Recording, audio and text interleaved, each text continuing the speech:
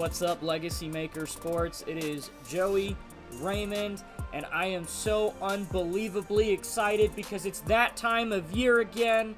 It is football season, and I am really excited to give you a game preview of Virginia Tech and Old Dominion. I do apologize in advance. I am a little stuffy as I record this, but just ignore that because this is going to be super fun. So, Saturday, September 2nd, 2023, Virginia Tech and Old Dominion will go at it at 8 p.m. It'll be a night game, and that's really exciting in Blacksburg because let me tell you, that place really comes alive during a night game. So let's talk about what happened last year. Going into last season, there was so much hope for the Hokies as new head coach Brent Pry heads down to Norfolk, Virginia, and, ultimately it kind of fell apart, and, both sides really saw one of the sloppiest games in football of the 2022 season. The Hokies went 5 for 17 on third down. The Monarchs went 2 for 15 on third down. Grant Wells, the quarterback for the Hokies, would end up throwing four interceptions in this one. All while Old Dominion also loses 2 fumbles. The Hokies lost a fumble. And then ultimately you would think that with that many turnovers that you would see a ton of scoring. But at the end of it, it was only a 17-20 win for the Old Dominion Monarchs. And trust me, by what I've seen around Virginia Tech's camp, they didn't forget that they lost that one last year. So, ultimately, it was a really tough year for the Hokies, but it was also a really tough year for the Monarchs. The Hokies went 3-8, the Monarchs went 3-9.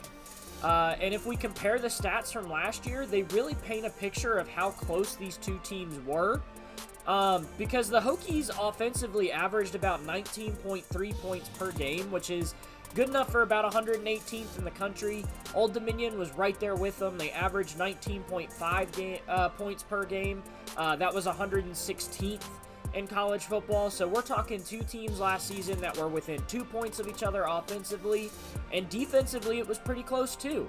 The Hokies finished 54th, and the Monarchs finished 64th. So within 10 teams of each other. So ultimately last season, these two teams were really close. And I don't think that a lot of people realized how close these two teams were. So when it comes to this season, we're talking a night game. We're talking at 8 p.m. And the Monarchs have to come into Lane Stadium, into one of the most hostile territories in all of college football. They have to deal with Inner Sandman. They have to deal with, the key play on third down in one of the loudest environments.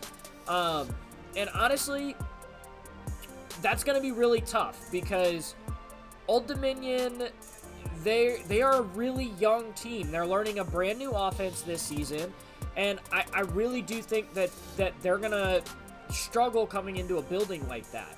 The other thing to keep in mind is that, where Virginia Tech went out and picked up a ton of help in the transfer portal this year. They got 3 wide receivers, one of which came from Old Dominion, and Ollie Jennings.